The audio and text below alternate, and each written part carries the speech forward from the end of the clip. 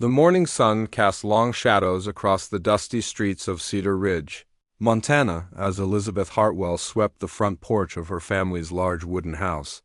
It was 1887, and life in this frontier town moved at the pace of horse hooves and wagon wheels. Elizabeth, who everyone called Libby, had just turned 19, and she possessed something that made the townspeople whisper behind closed doors, a spirit that refused to be tamed. Her father, Judge William Hartwell, was the most powerful man. In Cedar Ridge, he owned the biggest house, had the most land, and his word was law in their small community. People feared him, respected him, and never dared to cross him. For 20 years, he had ruled his family the same way he ruled his courtroom, with absolute authority and zero tolerance for disobedience. Libby had grown up watching her mother, gentle Ruth Hartwell, shrink smaller and smaller under her husband's harsh control. Ruth never spoke unless spoken to, never expressed an opinion, and certainly never questioned her husband's decisions. She had become a shadow of a woman, and Libby had sworn to herself that she would never become like her mother. This morning was different from all the others. As Libby finished her sweeping, she noticed her father standing in the doorway with a strange expression on his face. It wasn't his usual stern look. There was something almost satisfied about his smile, which immediately made Libby nervous. "Elizabeth," he called out in his deep, commanding voice, "come inside. We need to talk." Libby set down her broom and followed her father into the parlor, where her mother sat quietly in her rocking chair, her hands folded in her lap. Ruth's eyes were red, as if she had been crying, but she wouldn't look up when Libby entered the room. Judge Hartwell poured himself a glass of whiskey, even though it was barely past breakfast time. He took a long sip before turning to face his daughter. "I have wonderful news, Elizabeth. You're going to be married." The words hit Libby like a physical blow. She had always known this day might come, but she had hoped her father might at least discuss it with her first. Married? To whom? "Vincent Blackwood," her father announced proudly. "He owns more land than anyone else in the territory. He's got cattle, horses, and more money than we could spend in a lifetime. You should be grateful that such an important man wants to marry you." Libby's heart sank. She knew Vincent Blackwood by reputation, and none of what she knew was good. He was a man in his 50s who had already buried 2 wives. The first wife, people whispered, had died after falling down the stairs. The second had succumbed to a mysterious illness that came on suddenly and killed her within a week. Both women had been young, beautiful, and full of life when they married him. Both had become quiet, frightened shadows before their deaths. "But father," Libby said carefully, trying to keep her voice steady, "I don't love him." "I barely know." "Him." Judge Hartwell's face darkened. "Love?" he scoffed. "Love is a luxury that practical people can't afford. This marriage will secure our family's future and give you the comfortable life you deserve. Vincent has already agreed to pay a substantial bride price." The word price made Libby's stomach turn. She felt like cattle being sold at market. "What? If I don't want to marry him?" The silence that followed was deafening. Judge Hartwell set down his whiskey glass so hard that it made a sharp crack against the wooden table. Ruth gasped softly and pressed her hand to her mouth. "What you want," her father said slowly, his voice dangerously quiet, "is irrelevant. You are my daughter, you live under my roof, and you will do as I say. The wedding is set for next month." Libby felt something break inside her chest, not her heart but her fear. For 19 years she had been careful, obedient, and respectful. She had bitten her tongue when she disagreed with her father, helped her mother in silence, and never caused trouble. But this was too much.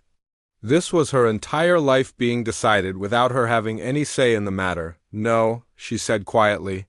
"What did you say?" Judge Hartwell's voice was barely above a whisper, but it carried the threat of thunder. Libby lifted her chin and looked directly into her father's eyes. "I said no, I won't marry Vincent Blackwood." The slap came so fast that she didn't see it coming. Her father's hand struck her cheek with enough force to knock her sideways. Ruth cried out, but she didn't move from her chair. She had learned long ago not to interfere when her husband was angry. "You ungrateful girl," Judge Hartwell snarled. After everything I've provided for you, this is how you repay me? With defiance and disrespect? Libby's cheek burned, but she didn't back down. I'm grateful for everything you've given me, Father. But I can't marry a man I don't love, especially one who— She stopped herself before she could voice her suspicions about Vincent's previous wives. Especially what? Her father demanded. Especially one who frightens me, Libby finished honestly. Judge Hartwell laughed, but there was no humor in the sound. Frightens you? You think you can pick and choose your husband based on your childish fears? You're a woman, Elizabeth. Your purpose is to marry well, bear children, and support your husband. That's the natural order of things. Maybe that's Mother's purpose, Libby said, glancing at Ruth, who had gone pale. But it's not mine. The second slap was harder than the first. This time Libby tasted blood in her mouth, but she still didn't apologize or take back her words.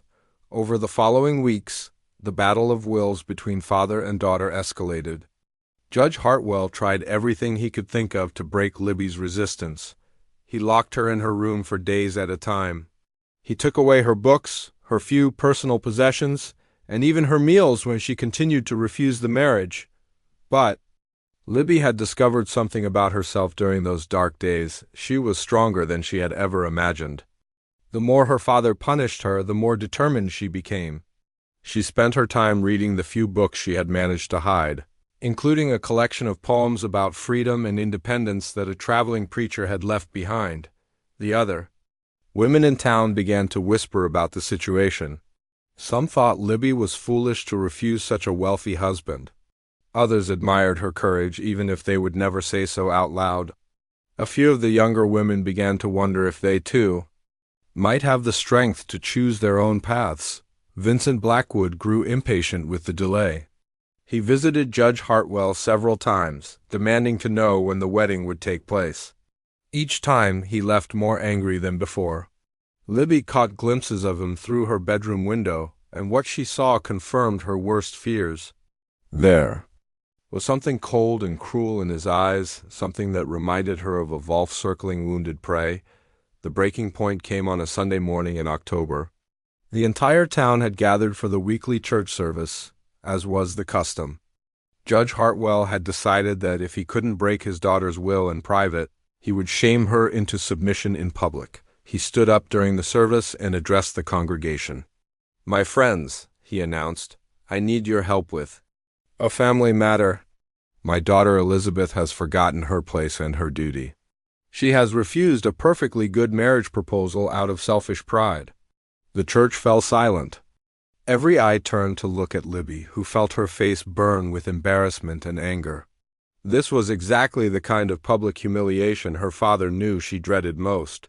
"Perhaps," Judge Hartwell continued, "if she hears from all of you about the importance of obedience and duty, she will come to her senses." But instead of the support he expected, Judge Hartwell was met with uncomfortable silence. Some people looked away, unable to meet his eyes. Others shifted nervously in their seats. Even the preachers seemed unsure of what to say. It was then that Libby made the decision that would change everything. She stood up in the middle of the church, her legs shaking but her voice steady. "I appreciate your concern," she said, addressing the entire congregation, "but I will never marry a man I don't love. I will never submit to a marriage that feels like a prison sentence. And I will never apologize for believing that women deserve the right to choose their own futures." The gasps that filled the church were audible.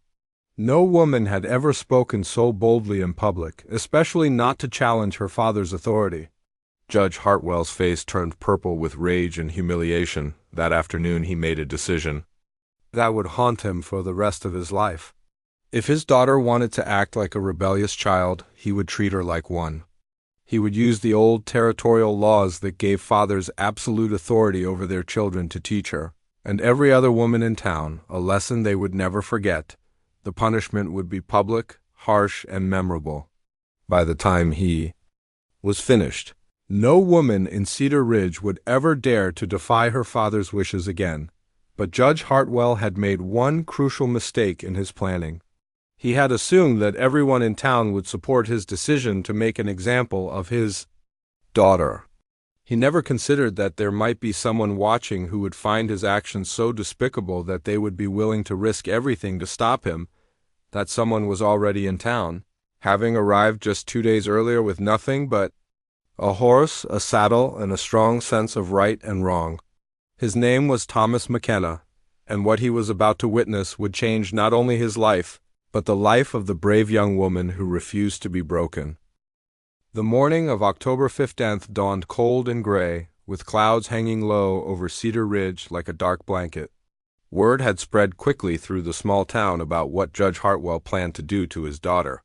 Some people were horrified, others curious, but everyone knew they had to attend. In a town where the judge's word was law, staying away would be seen as taking sides against him. Libby woke up in her locked bedroom, knowing this would be the day that changed everything. She had barely slept, but she wasn't afraid anymore. Over the past 3 weeks, something had hardened inside her heart. She had made peace with whatever punishment was coming. At least she would face it with her dignity intact and her principles unbroken. Her mother brought her a simple breakfast of bread and water. Ruth's hands shook as she set the tray down, and tears rolled silently down her cheeks. "Please, Elizabeth," Ruth whispered, glancing nervously at the door. "It's not too late. Just tell your father you've changed your mind. Say you'll marry Vincent, and all this will stop." Libby took her mother's trembling hands in her own. "Mama, I love you more than anything in this world, but I can't live my life in fear like you do. Some things are worth fighting for, even if the fight costs us everything." Ruth sobbed quietly, understanding that her daughter was braver than she had ever been. She kissed Libby's forehead and left the room without another word. An hour later, Judge Hartwell himself came to escort his daughter to the town square. He looked older than usual, with deep lines around his eyes, but his jaw was set with determination. He truly believed he was doing the right thing, teaching his daughter and the community about the importance of obedience and respect for authority. "Are you ready to end this foolishness?" he asked one final time. Libby straightened her shoulders and looked him in the eye. "I'm ready to face whatever comes next, Father, but I won't change my mind." The walk through town felt like the longest journey of Libby's life. People lined the streets, some watching from their windows, others following behind at a respectful distance. She recognized most of the faces: the baker who had always given her extra cookies as a child, the seamstress who had taught her to embroider, the schoolteacher who had secretly lent her books. Many of them looked away when she passed, unable to meet her eyes, but a few people watched her with something that looked like admiration. Mrs. Patterson, the blacksmith's wife, nodded slightly as Libby walked by. Young Annie from the general store gave her a small, encouraging smile. These tiny gestures of support gave Libby the strength to keep walking with her head held high. The town square was already crowded when they arrived. Someone had erected a wooden post in the center, with iron rings attached near the top for binding hands. The sight of it made several women in the crowd gasp and look away, but no one left. Judge Hartwell had made it clear that attendance was expected. Vincent Blackwood stood near the front of the crowd, his arms crossed and a satisfied smile on his face. He had been looking forward to this moment, believing that once Libby's spirit was properly broken, she would make a much more obedient wife. He had already made plans for their wedding, confident that today's events would end her resistance once and for all. Judge Hartwell addressed the crowd in his booming courtroom voice. "Citizens of Cedar Ridge, we are here today to witness the consequences of disobedience and disrespect. My daughter has forgotten the natural order that God established between fathers and children, between men and women. Today's punishment will remind us all of the importance of family authority and social harmony." He gestured toward Libby, who stood quietly beside him. "Elizabeth has been given many opportunities to correct her behavior and accept the marriage I arranged for her benefit. She has refused every chance at redemption. Therefore, according to territorial law and biblical principle, she will receive 15 lashes as punishment for her defiance." A murmur ran through the crowd. 15 lashes was a severe punishment that could permanently scar someone. Several people looked uncomfortable, but no one spoke up to object. The judge's deputy, A nervous man named Pete Collins approached with thick rope to bind Libby's hands. His face was pale, and his hands shook slightly as he began to tie the knots. "I'm sorry, Miss Libby," he whispered so quietly that only she could hear. "I wish there was another way." "It's not your fault, Pete," she whispered back. "You're just doing your job." As Pete secured her hands to the iron rings above her head, Libby found herself thinking about all the books she had read in secret. Stories of people who had faced impossible choices and chosen to stand up for what they believed was right, even when it cost them everything. She had always wondered if she would have that kind of courage when the time came. Now she was about to find out. Judge Hartwell picked up the leather whip himself. The crowd fell completely silent, the only sound being the wind rustling through the bare October trees. Even the children stopped their usual chatter and pressed closer to their mothers. "This brings me no pleasure," the judge announced, though his voice carried no trace of regret. "But sometimes a father must be firm to save his child from the consequences of her own foolishness." The first lash came without warning. The leather cracked against Libby's back like a gunshot, sending a shock of pain through her entire body. She bit down hard on her lower lip to keep from crying out, tasting blood in her mouth. Several women in the crowd gasped and turned away. The second lash was harder than the first. This time, Libby couldn't completely suppress a small gasp of pain. The sound seemed to encourage her father, who raised the whip again with more force. By the fifth lash, tears were streaming down Libby's face, but she refused to make a sound. Her back felt like it was on fire, as she could feel blood soaking through her torn dress, but her spirit remained unbroken.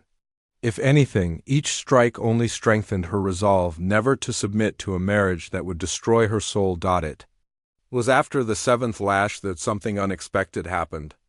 A voice from the back of the crowd called out, "Stop this madness!" Everyone turned to see who had dared to interrupt the judge's punishment. Standing at the edge of the crowd was a tall, lean man in worn cowboy clothes. His hat was pulled low over his eyes, but his jaw was clenched with anger. He looked like he had been traveling for days. Covered in dust from the trail, Judge Hartwell paused with the whip raised above his head. "This is none of your concern, stranger. Move along or face the consequences of interfering with legal proceedings." The cowboy stepped forward, pushing through the crowd. As he got closer, people could see that he was younger than he had first appeared, probably in his late 20s. His clothes were patched and faded, suggesting he didn't have much money. But there was something in his bearing that commanded respect. "Legal or not," the stranger said loudly enough for everyone to hear, "this is wrong. No man should treat a woman this way, especially his own daughter." A shocked whisper ran through the crowd. No one had ever challenged Judge Hartwell's authority so directly, especially not a poor drifter who had nothing to lose but his life. Vincent Blackwood stepped forward, his face red with anger. "Who do you think you are to interfere in family business? This girl needs to learn her place, and if you don't learn yours, you'll be joining her at that post." The cowboy's hand moved instinctively toward the gun at his hip. "The name's Thomas McKenna, and I've seen enough cruelty for one.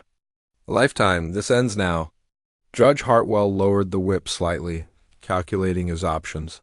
The stranger was clearly armed and appeared to know how to use his weapon. More importantly, the judge could sense that the mood of the crowd was shifting. What had started as reluctant acceptance was beginning to feel like uncomfortable disapproval. "Mr. McKenna," the judge said carefully, "you're new to our town, so perhaps you don't understand our ways. This is a matter of family discipline and community order. The girl has defied not only her father, but the moral foundations of our society." Thomas looked directly at Libby, who was still tied to the post with blood staining the back of her dress. Their eyes met for the first time, and something passed between them, a recognition of shared values and mutual respect that neither had expected to find. "What I understand," Thomas said, his voice steady and clear, "is that real strength doesn't come from hurting people who can't fight back. And real men don't need to break women's spirits to feel powerful." The crowd was completely silent now, waiting to see what would happen next. Judge Hartwell was caught between his desire to maintain authority and his recognition that the situation was spiraling beyond his control.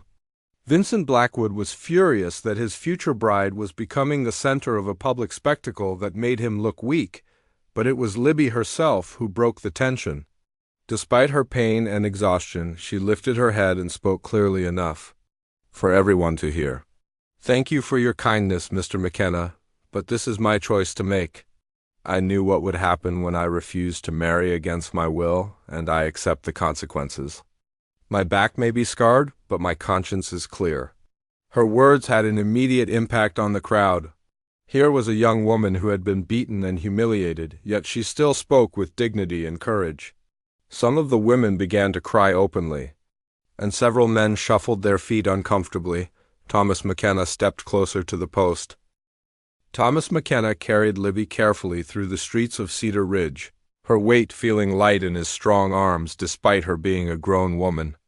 The crowd from the town square had mostly dispersed, but curious eyes watched from behind curtains and doorways as the stranger carried Judge Hartwell's daughter toward the doctor's office. Dr. Peterson was already waiting at his door, having heard the commotion from the square. He was a kind man in his 60s who had delivered most of the babies in Cedar Ridge and patched up countless injuries over the years. But he had never approved of using violence to solve family disputes, and his weathered face showed his disapproval of what had just happened. "Bring her inside, young man," the doctor said, holding his door open wide. "Set her down on the examination table, gentle now."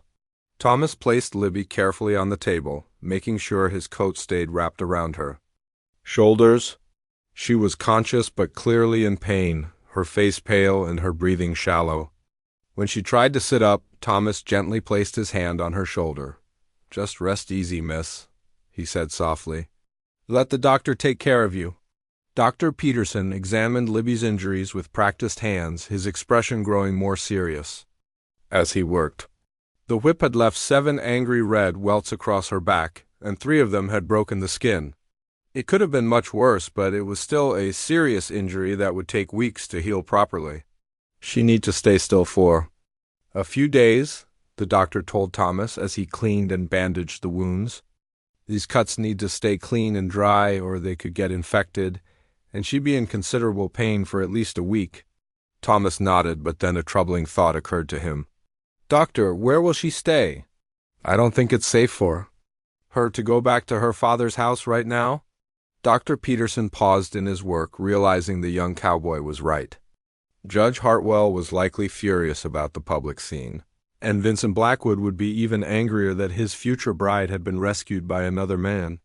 Neither man would be in a forgiving mood.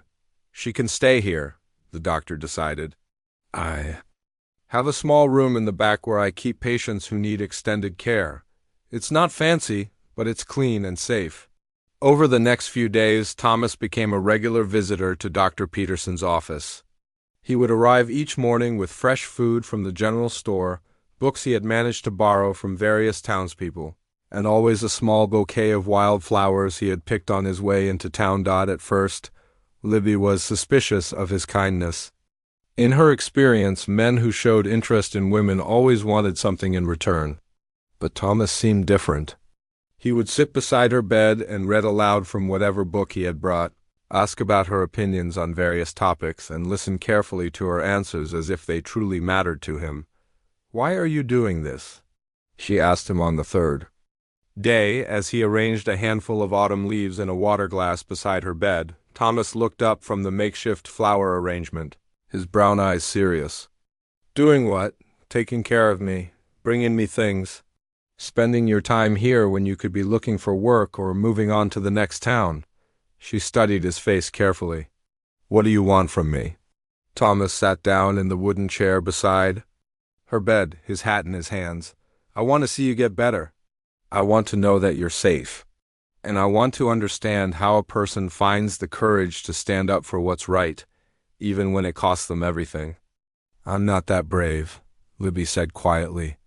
"I was terrified the whole time." "Being brave doesn't mean you're not scared," Thomas replied. "It means you do the right thing even when you are scared." That's exactly what you did in that church, and again at the whipping post. As the days passed, they began to share their stories with each other. Thomas told her about growing up on a small ranch in Texas, working alongside his father until drought killed their cattle and debt forced them to sell the land. He spoke about the loneliness of traveling from town to town looking for work and never finding a place that felt like home. "I've been drifting for 2 years now," he admitted, "taking whatever jobs I can find, sleeping under the stars more often than not. I had just about given up hope of ever having a real life again when I rode into Cedar Ridge." Libby shared her own story, the suffocating life under her father's control, the way her mother had slowly disappeared into herself over the years, and her desperate hunger for something more than the narrow existence that had been planned for her. "I used to sneak books from the traveling preacher's collection," she confessed. "Stories about women who traveled the world, who made their own decisions, who were partners with their husbands instead of just property. I know it sounds foolish, but I always dreamed of having a life like that." "It doesn't sound foolish at all," Thomas said earnestly. "Everyone deserves the chance to choose their own path." Their conversations revealed how much they had in common. Both valued honesty, kindness, and the belief that people should be treated with dignity regardless of their station in life. Both had experienced loss and disappointment, but neither had become bitter or cruel because of it. Meanwhile, outside Dr. Peterson's office, tensions in Cedar Ridge were rising. Judge Hartwell was furious about the public humiliation he had suffered when Thomas interrupted the punishment. His authority had been challenged in front of the entire town, and he was determined to restore his reputation. Vincent Blackwood was even angrier. He had been looking forward to marrying Libby, partly for her beauty and partly for the satisfaction of taming her rebellious spirit. Now she was being cared for by another man, and people were starting to whisper that maybe she had been right to refuse the marriage. The two men met privately in Judge Hartwell's study to discuss what to do about the situation. "That drifter has made fools of us both," Blackwood said, pacing angrily in front of the fireplace. "We need to get rid of him before he causes any more trouble." Judge Hartwell poured himself a whiskey and considered his options. "We need to be careful. He's armed, and he's already shown he's willing to use violence to protect my daughter. If we move against him directly, it could backfire. Then we make sure he has no choice but to leave," Blackwood replied. "I'll spread the word that no one in town is to hire him for work. Without money, he'll have to move on eventually." "And what about Elizabeth?" Blackwood's eyes grew cold. "Once her protector is gone, she have no choice but to accept our original arrangement. A few weeks of having no money and no prospects will make her much more reasonable." Their plan went into effect immediately. Every business owner in Cedar Ridge was quietly told that hiring Thomas McKenna would result in losing Vincent Blackwood's considerable business. Since Blackwood controlled much of the local economy, this was a threat that no one could afford. To ignore Thomas quickly discovered that finding work in Cedar Ridge was impossible. The blacksmith who had seemed interested in hiring him suddenly claimed he didn't need help. The stable owner, who had mentioned needing an extra hand, said he had changed his mind. Even the saloon keeper, who usually hired anyone willing to work, turned him away without explanation. It didn't take long for Thomas to realize what was happening. He had made powerful enemies, and they were using their influence to force him out of town. The question was what to do about it. Dr. Peterson noticed the change in Thomas's mood and asked him about it one evening as they sat in his office. "They're trying to starve me out," Thomas explained. "Judge Hartwell and Blackwood figure if I can't earn money, I'll have to leave town. And once I'm gone, they'll have a free hand with Libby." "And will you leave?" the doctor asked. Thomas looked toward the back room where Libby was sleeping. "I don't know. I've got enough money saved for maybe another week of food and lodging. After that, he shrugged helplessly. "What if there was another option?" Dr. Peterson asked quietly. Thomas looked at him with interest. "What kind of option?" "What if you didn't have to choose between staying to protect her and leaving to find work? What if there was a way to do both?" Before Thomas could ask what he meant, They heard Libby's voice calling from the back room. She had been listening to their conversation and had come to a decision that would change all their lives. "Thomas," she called out, her voice stronger than it had been in days. "Could you come in here? I need to talk to you about something important." Thomas exchanged a look with Dr. Peterson, then walked into the back room. Libby was sitting up in bed, her back still bandaged but her eyes clear and determined. "I heard what you said about having to leave town," she began. "And I've been thinking about our conversations over the past week, about choosing your own path and about partnership instead of ownership." Thomas sat down in the chair beside her bed, sensing that something significant was about to happen. "I have a proposition for you," Libby continued, her voice steady despite the magnitude of what she was about to say. "But first, I need to know something. When you look at me, what do you see?" Thomas considered the question carefully. "I see a woman who has more courage than most men I've known. I see someone who values truth and justice over comfort and safety. I see a person I've come to respect and—" He paused, then decided to be completely honest. "Someone I've come to care about very much." Libby smiled for the first time since the day at the whipping post. "That's exactly what I hoped you'd say." Libby took a deep breath and looked directly into Thomas's eyes. What she was about to propose would sound crazy to most people, but she had been thinking about it for days, and it seemed like their only chance at freedom. "Thomas," she began, her voice quiet but steady, "what do you know about marriage laws in the territory?" Thomas looked puzzled by the unexpected question. "Not much, I suppose. Why do you ask?" "I've been thinking about our situation," Libby explained. "My father has legal control over me until I marry. Once I'm married, that control transfers to my husband. But here's the important part. My father can't force me to marry Vincent Blackwood if I'm already married to someone else," Thomas felt. His heart skipped a beat as he began to understand what she was suggesting. "Libby, are you saying what I think you're saying?" "I'm saying that if you were willing, we could solve both our problems with one solution." She reached out and took his hand, her fingers trembling slightly. "You need to stay in town to be safe from whatever my father and Vincent are planning. I need to escape my father's control before he forces me into a marriage that will destroy me. If we married each other, I'd be free from my father's authority, and you'd have the protection that comes with being part of a respected family." Thomas stared at her, his mind racing. The idea was brilliant in its simplicity, but it was also incredibly risky. "Libby, marriage is a serious commitment. It's not something people should enter into just to solve practical problems." "I know that," she said quickly. "But Thomas, this wouldn't just be a practical arrangement. At least not for me." She looked down at their joined hands, gathering courage for what she wanted to say next. "Over this past week, I've gotten to know you better than I've ever known any person in my life. You're kind, honorable, and you treat me like an equal.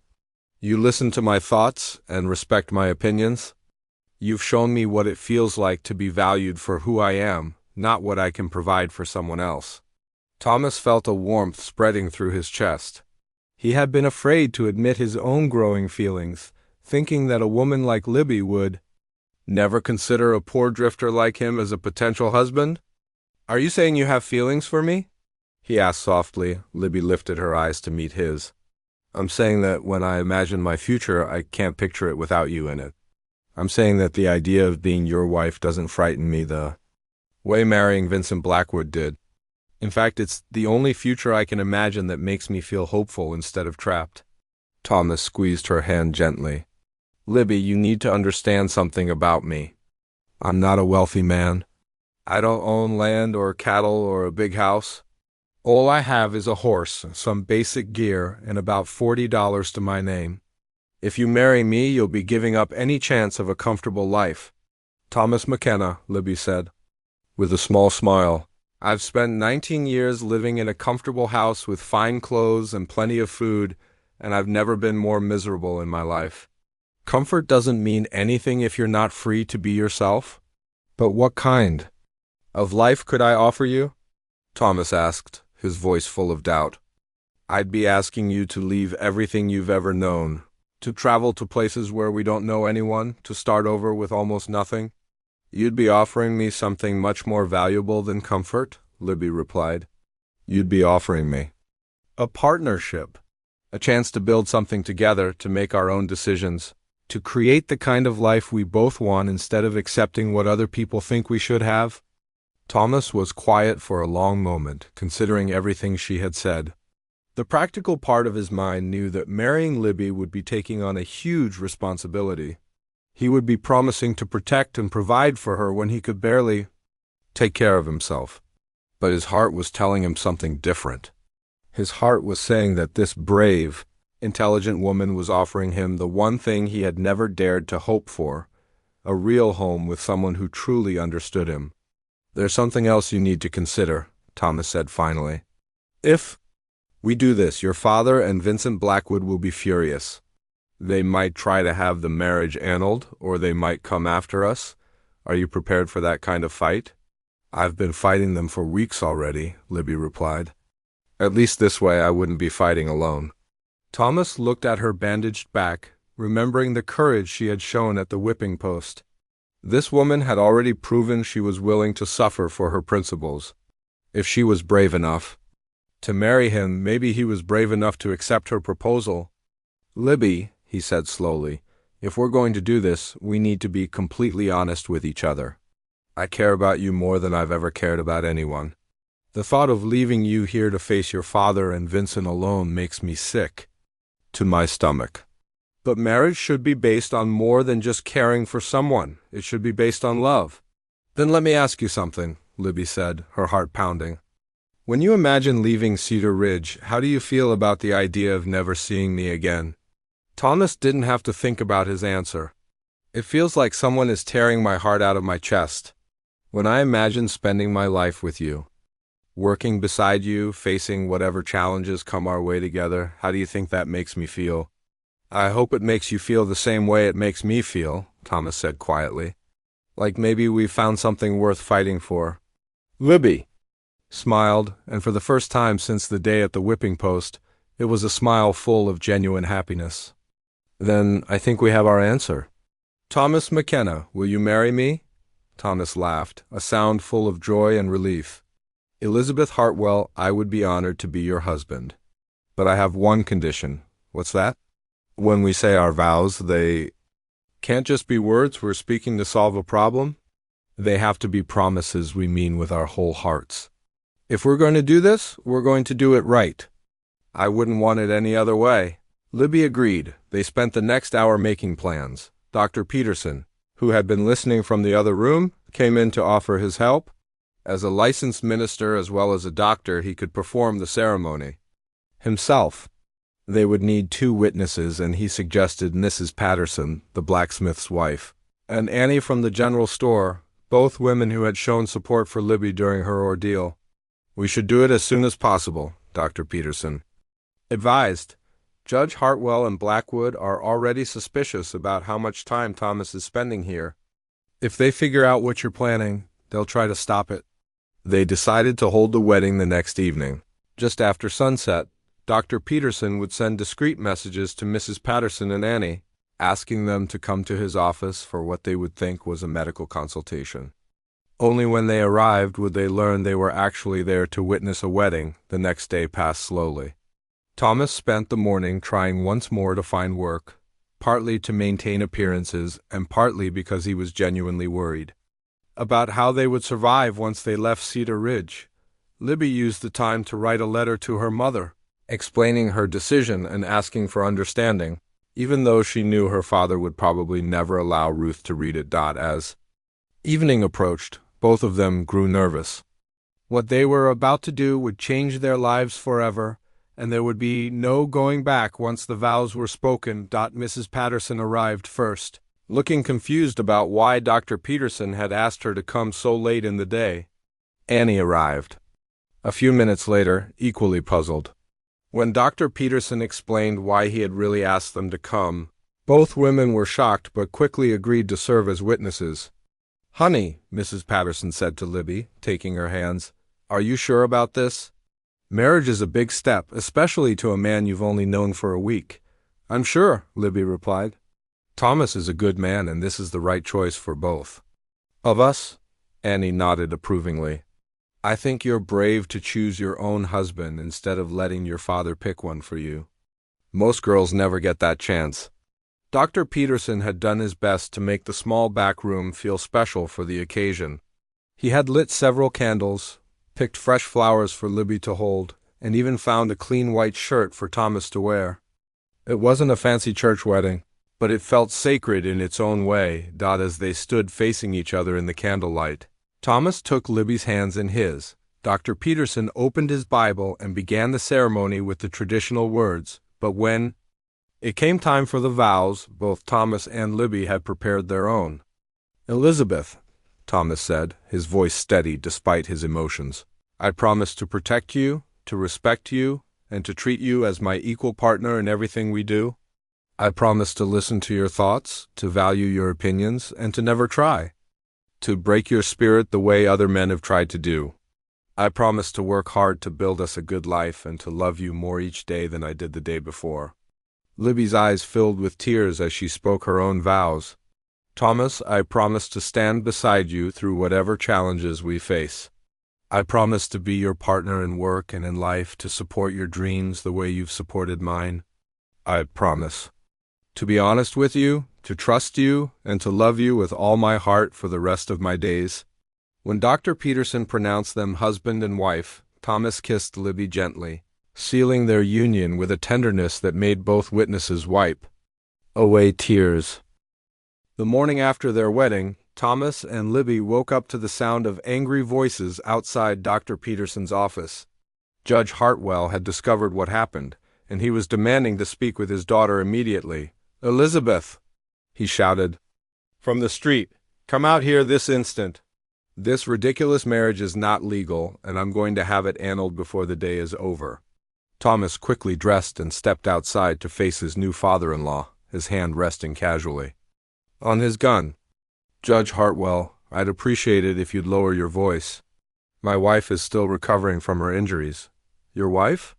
Judge Hartwell's face turned purple with rage. That girl is my daughter, and she's too young to make such a decision without my permission. Actually, Dr. Peterson said, appearing in his doorway with the official-looking document, Elizabeth is 19 years old, which makes her legally able to marry without parental consent in this territory. I have all the proper paperwork filed with the territorial government. The marriage is completely legal. Vincent Blackwood, who had been standing silently behind the judge, finally spoke up. Legal or not, this marriage was conducted under false pretenses. The girl was promised to me, and I intend to collect what's owed. Thomas stepped forward, his eyes hardening. The only thing Elizabeth was promised was the right to choose her own future. She's made her choice, and you're going to respect it. The confrontation might have turned violent, but Libby appeared in the doorway at that moment, dressed in her best dress and looking every inch the confident married woman. Father, she said calmly, I'm sorry you're upset, but my decision is final. Thomas and I are married, and we're leaving Cedar Ridge today. Leaving? Judge Hartwell looked shocked. Elizabeth, you can't just run away from your responsibilities. My only responsibility now is to my husband, Libby replied firmly. And he's offered me something you never did? The chance to be a partner instead of property? Within hours, word had spread throughout Cedar Ridge that the judge's daughter had married the cowboy and was planning to leave town. Some people were scandalized, but others quietly admired the young couple's courage. Mrs. Patterson and Annie came by with supplies for their journey, food, blankets, and even some money they had collected from sympathetic townspeople. It's not much, Mrs. Patterson said, but it should help you get started somewhere new. By afternoon, Thomas and Libby were ready to leave. They had decided to head west to Colorado, where Thomas had heard there were opportunities for homesteaders willing to work hard on difficult land. It would be a dangerous journey, especially with winter approaching, but staying in Cedar Ridge would be even more dangerous. As they loaded their few possessions onto Thomas's horse and a second horse Dr. Peterson had given them as a wedding gift, Libby's mother appeared at the edge of town. Ruth Hartwell looked around nervously, clearly afraid her husband would see her, but she hurried over to say goodbye to her daughter. Elizabeth, she whispered, pressing a small leather pouch into Libby's hands. "This is all the money I've been able to save over the years. It's not much, but it might help." Libby hugged her mother tightly, both women crying. "Mama, come with us. You don't have to stay with him." Ruth shook her head sadly. "I'm too old and too frightened to start over." "Dear, but you're young and brave. Go live the life I never had the courage to choose." The journey to Colorado took 3 weeks of hard travel. They rode during the day and camped under the stars at night, sharing their food and their dreams for the future. Thomas taught Libby how to shoot his spare rifle, how to read weather signs, and how to care for the horses. Libby shared her knowledge of herbs and cooking, and entertained Thomas with stories from the books she had read. Despite the hardships of the trail, cold nights, simple food, and the constant worry about their safety, both of them felt happier than they ever had before. They were free to make their own choices, free to be themselves, and free to build the kind of relationship they both wanted. When they finally reached Colorado in late November, they found a land agent in the small town of Pine Ridge who helped them file a homestead claim. The land they chose was 160 acres of rocky, difficult terrain that no one else wanted. It was at the base of a mountain, with a small creek running through it and enough flat ground to grow crops if they could clear away the rocks and trees. "It's not much to look at now," Thomas admitted as they stood surveying their new property, "but it has good water and decent soil underneath all those rocks. We can make something of it if we're willing to work hard enough." Libby looked at the wild, beautiful landscape and smiled. "It's perfect, it's ours, and no one can take it away from us." Their first winter was the hardest thing either of them had ever experienced. Thomas built a small one-room cabin with his own hands, working from dawn to dusk to get it finished before the heavy snows came. Libby learned to preserve meat, to make soap from animal fat, and to stretch their limited food supplies through the long, cold months. Some days they had nothing but beans and cornbread to eat. Some nights they huddled together under every blanket they owned, listening to the wind howl around their tiny cabin. But they faced every challenge together, and their love grew stronger with each difficulty they overcame. Thomas never raised his voice to Libby, never made a decision without asking for her opinion, and never treated her like anything less than his equal partner. Libby worked beside him every day, sharing the burden of building their new life and proving that she was every bit as strong and capable as any pioneer woman. By spring, they had cleared enough land to plant their first crops. Thomas traded work with neighboring homesteaders, helping them with difficult jobs in exchange for seeds, tools, and advice. Libby started a small vegetable garden and began raising chickens, providing them with fresh eggs and eventually meat for their table. The second year was easier. Their crops grew well, and they were able to sell some of their produce to the growing town of Pine Ridge. Thomas found work as a part-time deputy sheriff, which brought in steady income and gave them respect in their new community. Libby began teaching reading and writing to the children of other homesteaders, using skills she had fought so hard to develop back in Cedar Ridge. By their third year on the homestead, Thomas and Libby had built a comfortable life. They had expanded their cabin, increased their livestock, and established themselves as valued members of their community. More importantly, they had proven that their marriage was based on much more than just escaping a bad situation. It was built on genuine love, mutual respect, and shared dreams. The moment that truly marked their success came on a warm spring morning in May, when Libby told Thomas she was expecting their first child. "Are you sure?" Thomas asked, his face lighting up with joy and wonder.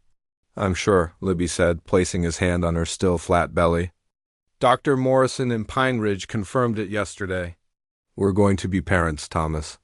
Thomas swept his wife up in his arms and spun her around, both of them laughing with happiness. When he set her down, he grew serious for a moment. "Libby, I want to make you a promise. Our child, whether it's a boy or a girl, will grow up knowing they're loved for exactly who they are.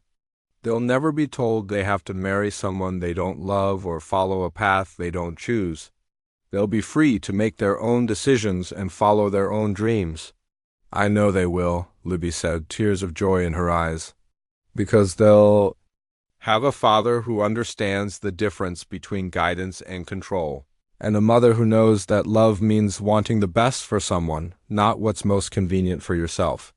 That autumn, Elizabeth Hope McKenna was born in their little cabin, with Dr. Morrison attending and several neighbor women helping with the delivery. As Thomas held his tiny daughter for the first time, he marveled at how much his life had changed since that day in Cedar Ridge, when he had decided to stand up for what was right. "What do you think, little one?" he whispered to baby Hope. "Are you ready to grow up in a place where you can be anything you want to be?" The baby opened her eyes and seemed to look directly at her father, as if she understood exactly what he was promising her. Libby watched from the bed, exhausted but happy. She thought about the girl she had been in Cedar Ridge, trapped, frightened, and desperate for freedom. That girl could never have imagined the life she had now, a loving husband who treated her as an equal, a beautiful daughter, and a home they had built together through hard work and determination. Sometimes, late at night, she wondered what had happened to her father and Vincent Blackwood. She had heard through letters from Mrs. Patterson that Judge Hartwell had become bitter and isolated after her departure, and that Vincent had eventually married another young woman from a neighboring town. But those people and that life felt like characters from a story she had read long ago, not like her real past. Her real life had begun the day Thomas McKenna stepped forward to defend her at the whipping post. Everything before that had just been preparation for the moment when she would finally meet the man who would help her become the person she was always meant to be. As winter settled over their mountain home once again, the McKenna family faced the cold months with confidence. They had food stored, firewood stacked, and most importantly,